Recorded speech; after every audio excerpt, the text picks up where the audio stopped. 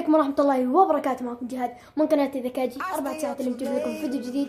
والفيديو هذا جايب لكم شرح كيف تحط ترجمة واتش دوجز 2 عربية اللي هي ما تلعب توقف، يعني على طول ما تفتح شيء كذا تنزل اللي قبل الأخيرة اللي هي هذه، ضغط عليها بعدين ما تدخل على الأولى ولا الثانية ولا الثالثة ولا الرابعة. الخامسة اللي هي هذه مثل ما تشوفونها قدامكم قبل الأخيرة تدخلونها تضغطون على الإكس.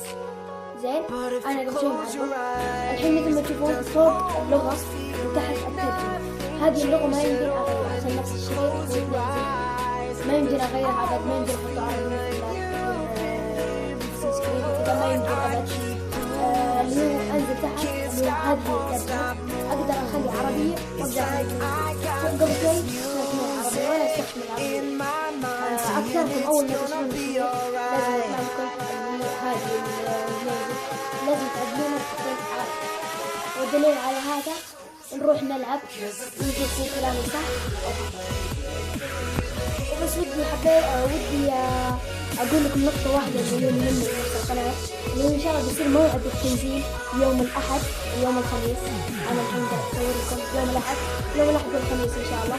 إذا دعمتوني بهذا المقطع يعني فوق 10 فوق 15 لايك وكذا إن شاء الله أبى أنزل لكم مقطعين يوم الخميس، بنزل لكم مقطعين وكذا، وإن شاء الله تستمتعون بهذا المقطع. ولا تنسون اللايك والاشتراك والكومنت.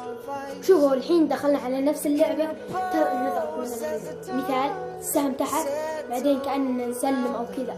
شوفوا تحت الترجمة، تشوفون الترجمة هذه هي الترجمة اللي قبل شوي أقول لكم عنها، وصار كلامي صحيح 100%. وبس هذه كانت نهاية الفيديو. لا تنسونا من اللايك والاشتراك والكومنت. كان معكم جهاد ومع السلامة. اصبر وقف لا تطلع من الفيديو. أبى أقول لكم الحين نقطة مهمة، واللي هي إني إن شاء الله بحط لي قناة ثانية وبسميها نفس الاسم ونفس الصورة ونفس كل شيء، ونزل بكوليس. وبيكم كلكم تروحون هناك تفجرون زر للاشتراك وزر لللايكات وكل شيء.